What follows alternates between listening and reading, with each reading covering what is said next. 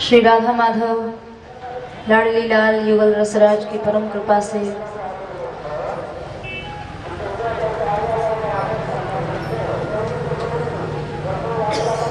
श्री कृष्ण स्वरूप श्रीमद् भागवत ग्रंथ के माध्यम से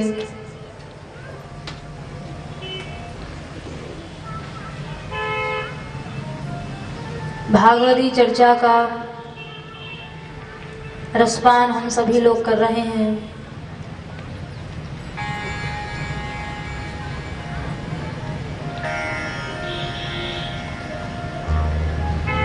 श्रीमद् भागवत जी में एक बड़ा दिव्य सिद्धांत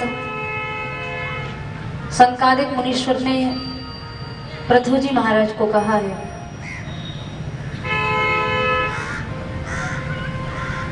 जैसे पृथु जी आए, पृथु जी के सामने संकादिक महापुरुष आए,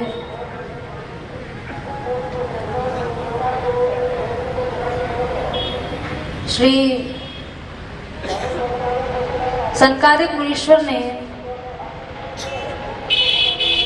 पृथु जी के केवल प्रश्न को सुनकर ही उनके अंतःकरण की संपूर्ण स्थिति को जान लिया।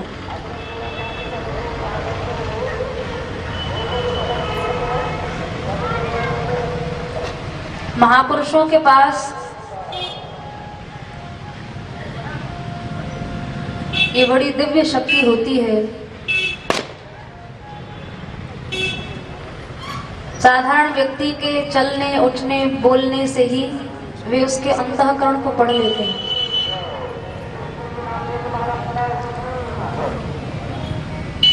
संकादिक महापुरुष आए, श्री पृथु जी महाराज ने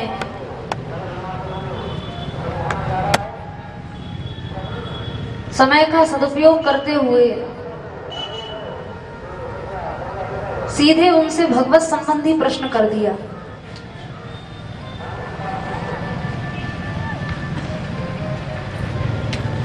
इतने में ही संकादिक महापुरुष का हृदय गदगद हो गया।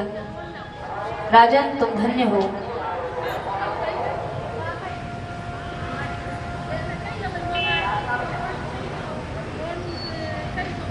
अस्तेव राजन भवतो मधुद्विषः।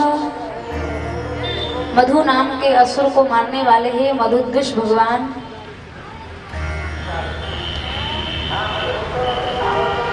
हे राजन, मधु नामक दैत्य को मारने वाले मधुद्विष भगवान के चरणों में तुम्हारी निष्ठ की रति है, ये मैंने जान लिया। अस्तेव राजन भवतो मधुद्विषः पादारविन्दस्य गुणानुवादने। उन भगवान के चरण कमलों के गुणानुवाद में तुम्हारी रति है, तुम्हारा प्रेम है, ये मैंने तुम्हारे प्रश्न से ही समझ लिया।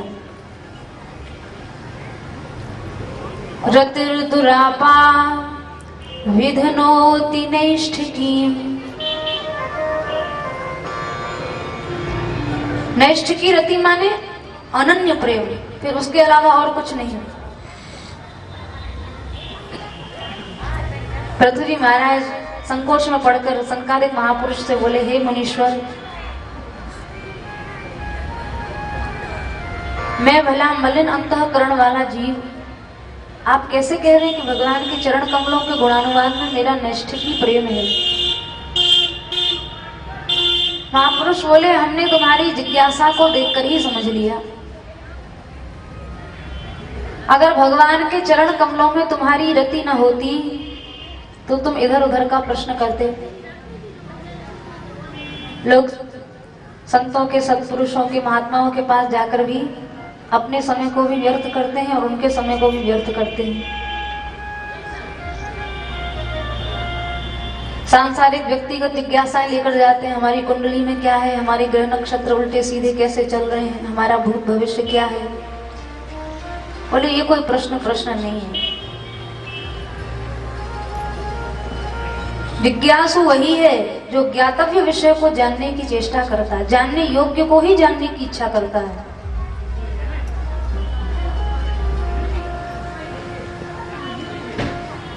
रतिर्दुरापा हम आए और तुमने इधर उधर की कोई चर्चा नहीं की, सीधे भगवत संबंधी प्रश्न कर दिया। इससे तुम्हारे समय का भी सदुपयोग हुआ, हमारे समय का भी सदुपयोग हुआ। पर दुरापा, ये जिज्ञासा सबको नहीं होती है। भगवत प्राप्ति की, आत्म कल्याण की उत्तम जिज्ञासाएं संसार के सब जीवों को नहीं होती हैं। दुरापा माने बहुत कठिन है, किसी किसी को भगवत कृपा से ये जिज्ञासा होती है।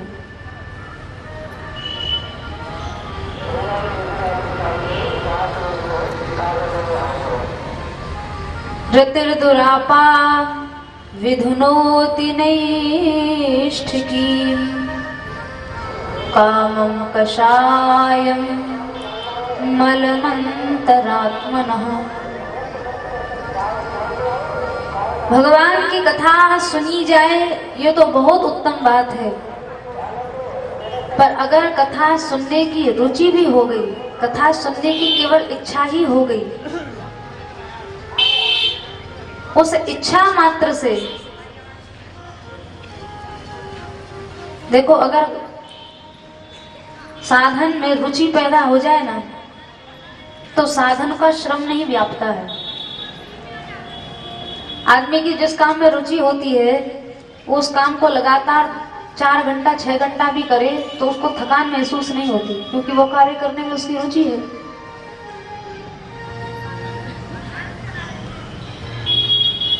जिसकी रुचि निंदा में है, घंटों बीत जाएंगे, उसको श्रम ही नहीं होगा, मेहनत ही नहीं लगेगी। जिसकी रुचि टीवी में है, घंटों बीत जाए टीवी देखते, जिसकी रुचि मोबाइल में है, घंटों बीत जाए, उनको उस साधन से थकान नहीं होती, श्रम नहीं होता है। साधन का श्रम वही होता है जिस साधन में जीव की रुचि नहीं होती है।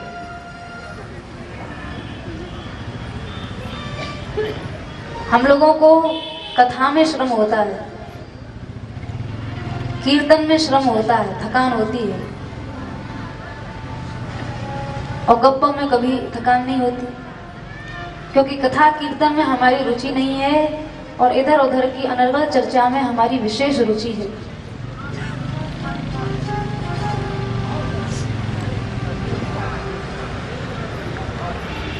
केवल रुचि पैदा हो जाए भगवत विषयक चर्चा में, केवल रुचि, वो जब सुनने को मिले कृपा से तब मिले।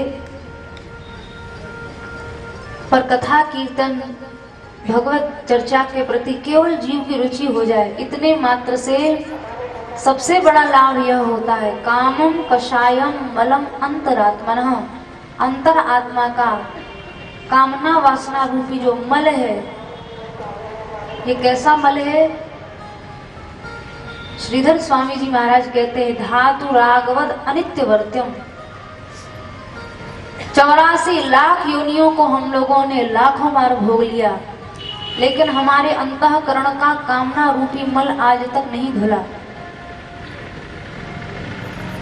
जैसे शशि मंडल बिच स्याही छुटे न कोटि जतन ते।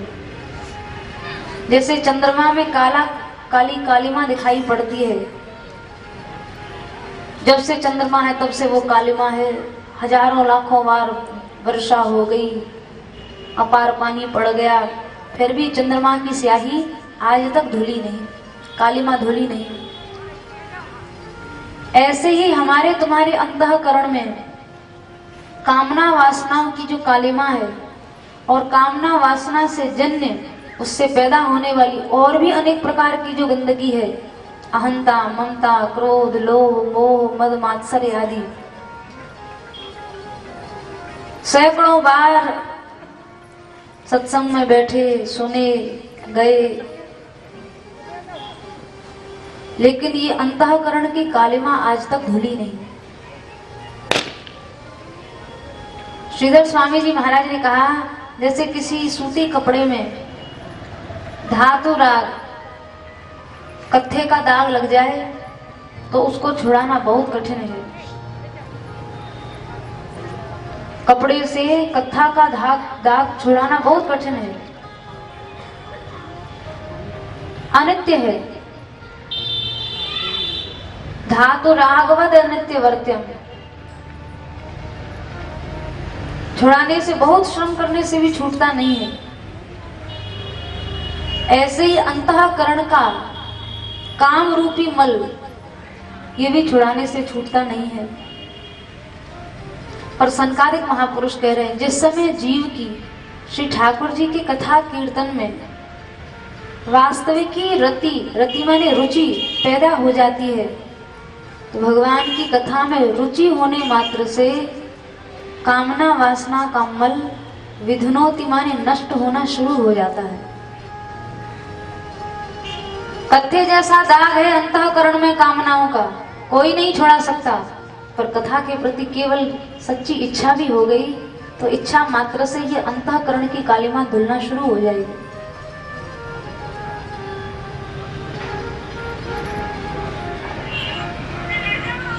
इसलिए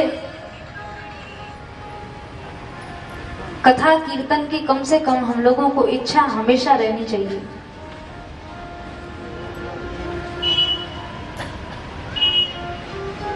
सत्संग की इच्छा नित्य मन में रहनी चाहिए।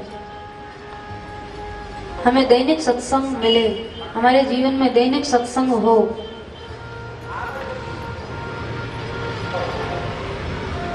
यदि सत्संग का हम नित्य अंतःकरण से स्मरण भी करेंगे तो स्मरण मात्र से वह मलिनता का निराकरण होने लग जाएगा, वो मलिनता दूर होने लग जाएगी।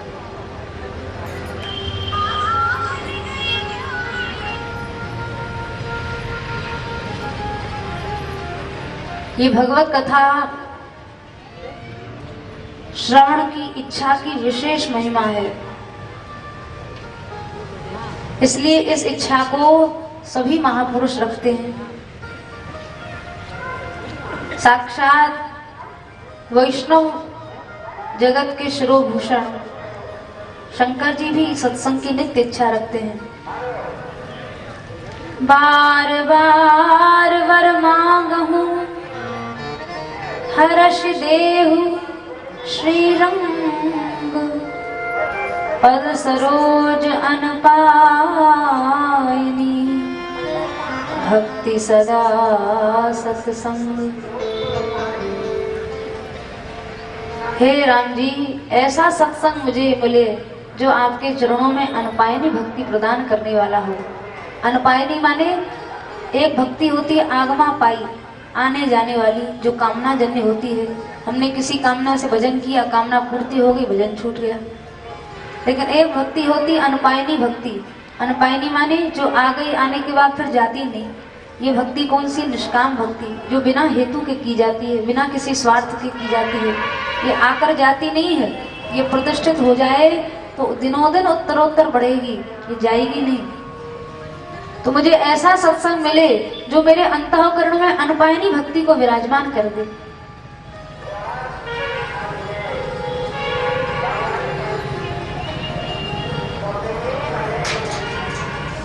काकभूषुंडी जी महाराज, भगवान ने काकभूषुंडी जी को कहा, काकभूषुंडी जी जो चाहिए सो आप हमसे मांग लीजिए, जो इच्छा हो मांग लें। काकभूषुंडी जी ने कहा, अच्छा आप हमें बता तो दीजिए आपके खजाने में है क्या देने योग्य, क्या क्या है आपके पास, क्या दे सकते हैं। भगवान ने कहा, देखो स्वर्ग हम दे सकते हैं, धरती के सब साम्राज्य हम दे सकते हैं, अतल पितल महातल तलातल रसातल पाताल, नीचे के सातों लोकों का वैभव दे सकते हैं, ऊपर के सातों लोकों का 14 भुवन हम दे सकते हैं, ब्रह्मलोक तक दे सकते हैं। और तो और हमारे खजाने में सबसे जो बहुमूल्य वस्तु है उसका नाम है मोक्ष, वो भी दे सकते हैं। योगियों की सिद्धि भी दे सकते हैं। तुम बताओ तुम्हारी रुचि कहाँ है, तुम क्या चाहते हो। काकभूषुंडी जी चुप रहे। अरे आप चुप क्यों हैं, मांग लीजिए जो चाहिए। बोले हमें जो चाहिए अभी आपने अपनी लिस्ट में वो सुनाया ही नहीं।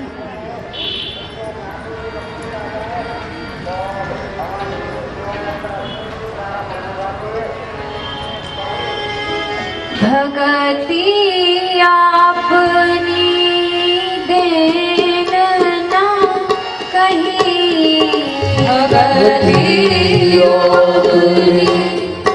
देन ना कहीं, नाथ सकल सुख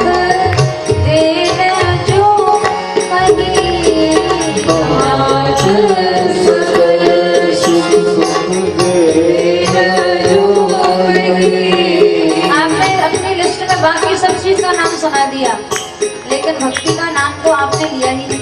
हमें जो चाहिए था वो तो आपने कहा ही नहीं।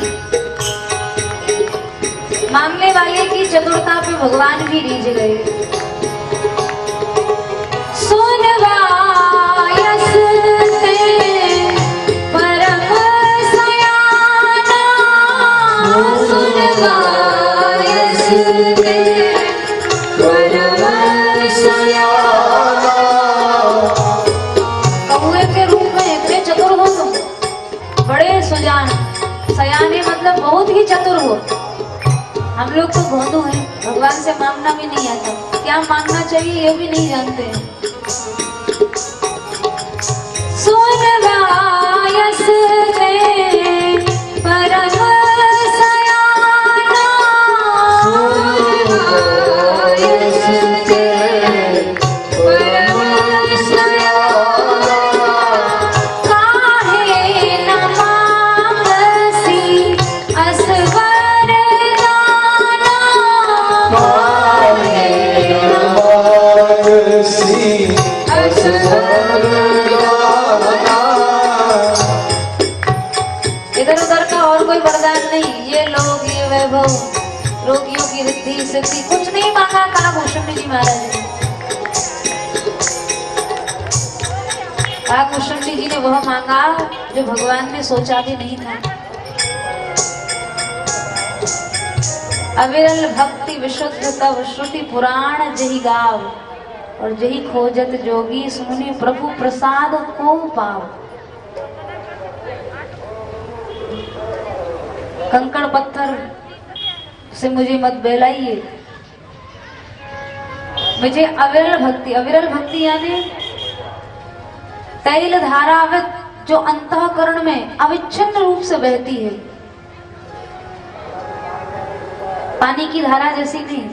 अविरल भक्ति माने तैल धारावत भक्ति, क्योंकि पानी को अगर आप एक पात्र से दूसरे पात्र में गिराएंगे तो पानी की जो धारा होती है वो हल्की होती है। हवा लगे, हवा चले तो पानी छींट छींट होकर उड़ने लगता है, पर तेल की धारा इतनी भारी होती है, मोटी होती है कि आंधी में भी तेल की धारा हिलती नहीं। कैसी भक्ति चाहिए? तैल धारावत जो अविच्छिन्न रूप से प्रवाहमान है, बह रही है, मुझे ऐसी भक्ति चाहिए। चाहे जैसी प्रतिकूलता की आंधी चले, चाहे जैसी विषमता की बाढ़ आए, लेकिन मेरी भक्ति रूपी धारा में कहीं भी शिथिलता ना आए, रुकावट ना आए। ऐसी अविरल भक्ति मुझे चाहिए। श्रुतियों ने भी जिसको गाया है, लेकिन प्रभु प्रसाद को का पाव, भगवत प्रसाद, भगवत प्रसन्नता, भगवत कृपा से किसी किसी विरला को ही मिलती है। मिलती क्या? किसी किसी विरला पुरुष के हृदय में ही उसको पाने की इच्छा होती है, नहीं तो अंतःकरण में उसको पाने की इच्छा ही नहीं होगी।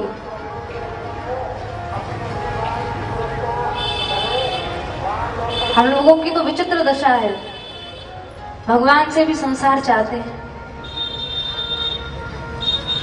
यही बात तो प्रहलाद जी ने हम लोगों की दुख प्रकट किया नरसिंह भगवान से कहा, हे नाथ, जबरदस्ती संसार का बोझा ढो रहे हैं ये मूढ़ लोग, इनका कल्याण करो। नरसिंह भगवान ने कहा, तुम क्यों घबरा रहे हो, चिंता कर रहे हो? अरे मैंने 10 मार्ग बनाए हैं कल्याण के, किसी भी मार्ग को पकड़ लेंगे तो मुझे प्राप्त कर लेंगे।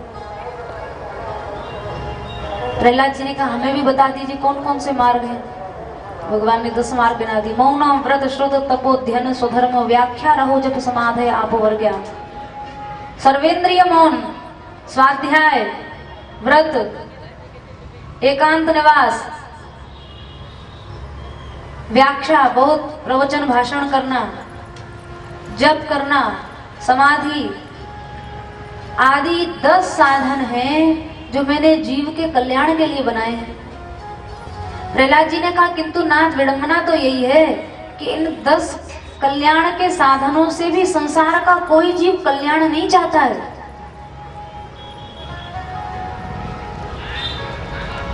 वार्ता भवंती, कल्याणकारी साधनों से भी जीव केवल अपनी वृत्ति का निर्वाह करता है, अपना जीवन निर्वाह, उनको भी केवल पेट भरने का धंधा बना लेता है, उनसे भी केवल प्रदर्शन करता है। अरे जो चीजें जीव का कल्याण कर सकती हैं, जिसमें जीव का कल्याण निहित है, उनसे भी हम लोग केवल पेट भरते हैं, बस कल्याण नहीं चाहते, पेट भर गया बस। तो प्रहलाद जी ने दुख प्रकट किया, इन मूढ़ लोगों के अंदर कल्याण की इच्छा ही नहीं है, इनको आपकी प्राप्ति की इच्छा ही नहीं है। आपकी प्राप्ति कराने वाले साधनों से भी बस ये अपना पेट भरते हैं और प्रसन्न हो जाते हैं।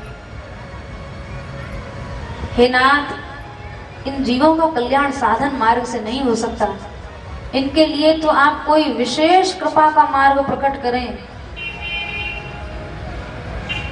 तो ही इन जीवों का कल्याण संभव है, अन्यथा संभव नहीं है। तो वास्तविकता यही है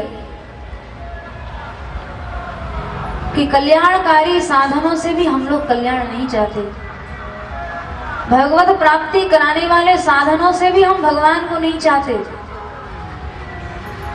भक्ति देने वाले साधनों से भी हम भक्ति नहीं चाहते।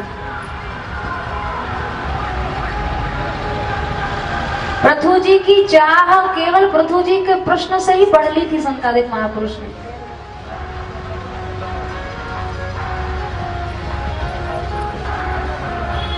अरे आपके मन में जो चाह है, आप उसी की चर्चा घुमा फिरा के करेंगे। पृथ्वी जी को भगवत प्राप्ति की चाह थी, तो संकादिक महापुरुष आए तो इधर उधर की कोई चर्चा नहीं, सीधे भगवत विषय प्रश्न किया, महाराज मुझे कुछ श्री ठाकुर जी की चर्चा के विषय में बताइए।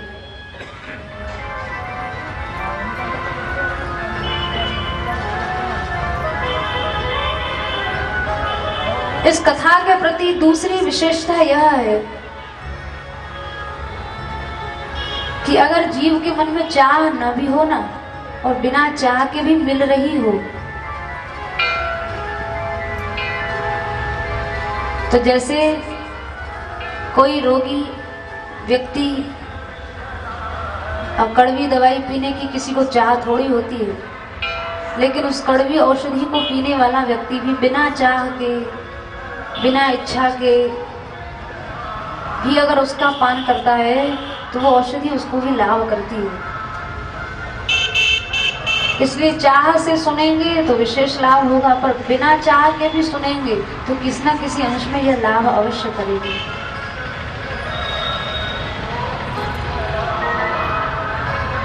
इसलिए सत्संग, कथा, कीर्तन, इच्छा हो या न हो, ये हमारे जीवन में नियमित होना ही होना चाहिए।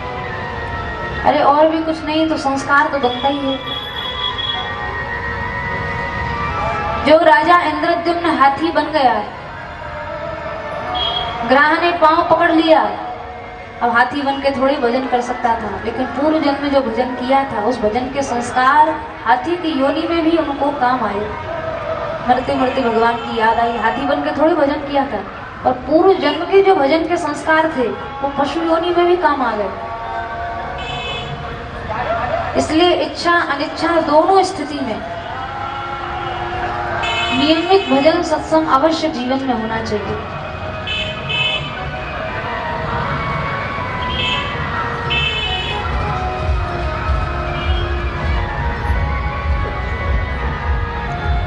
कपिल देवहूति संवाद का सार देवहूति मैया ने 2 श्लोकों में प्रकट किया।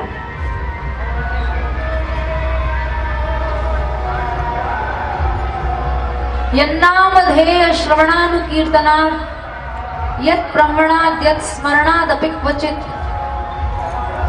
स्वादोऽपि सद्यः सवनाय कल्पते। हे प्रभु, मैंने सांख्य योग सुना, अष्टांग योग सुना और भक्ति योग सुना। इन तीनों मार्गों में श्रेष्ठता की दृष्टि से देखा जाए तो भक्ति योग ही श्रेष्ठ है, और उस भक्ति योग में भी सरलता की दृष्टि से देखा जाए तो भगवान नाम संकीर्तन ही जीव के कल्याण के लिए सबसे सरलतम मार्ग है। अगर कोई स्वपन चांडाल भी है, चांडाल कोटि का व्यक्ति भी, चांडाल किसको कहते हैं? जो श्वान का मांस, कुत्ते का मांस भी बिना पकाए खा जाए, वो चांडाल है। ऐसा कोई निकृष्ट जीव भी हो, लेकिन कहीं से जा रहा है, भगवान नाम कान में पड़ गया, जीव से निकल गया विवशतावश, अथवा बैठे बैठे उसको कभी याद ही आ गई, तो सद्या माने उसी समय, जिस समय उसके कान में या जीभ पर या उसकी स्मृति पटल पर भगवान का नाम प्रकट होता है, तो उसी समय वो चांडाल कोटि का जीव भी सोमयाजी ब्राह्मण के समान पूज्यत्व को प्राप्त हो जाता है।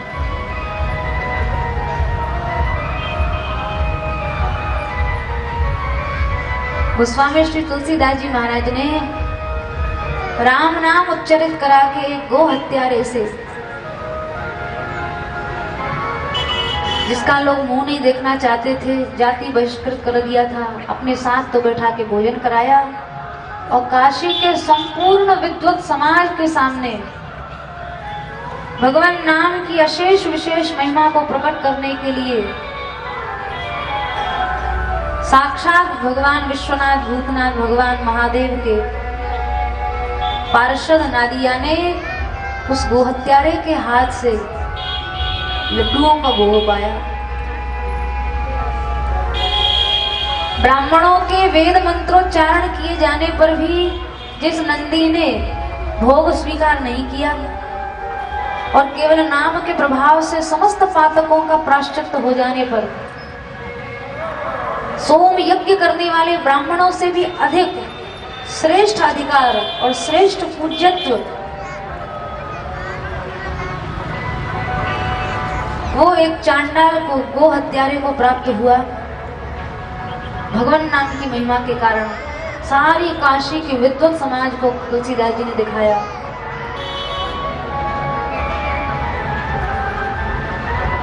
भक्ति योग इतना सहज और इतना सरल है कि किसी भी कोटि का, किसी भी स्तर का, किसी भी वर्ग का, किसी भी समुदाय का जीव सहज रूप से इस मार्ग पर आरूढ़ होकर इसका अनुगमन कर सकता है, सहजता से। भागवत में स्पष्ट लिखा है, नालम द्विजत्वम देवत्वम ऋषित्वम वा सुरात्मजा। भगवान को प्रसन्न करने के लिए देवता बनना जरूरी नहीं, ब्राह्मण होना जरूरी नहीं, ऋषित्व होना जरूरी नहीं, बहुज्ञता बहुत कुछ जानने की जरूरत नहीं, वृत्तम बहुत सदाचारी होने की आवश्यकता नहीं। अरे भगवान ने तो वेश्याओं को भी अपनाया, बंदर भालू तक को अपना लिया।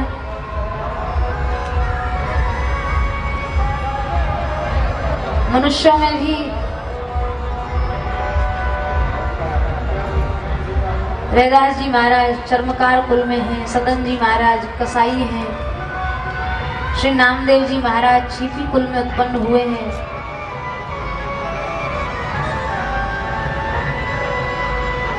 हरि अन्यत विडंबनम, भगवान की प्रसन्नता के लिए भगवत भक्ति का होना आवश्यक है।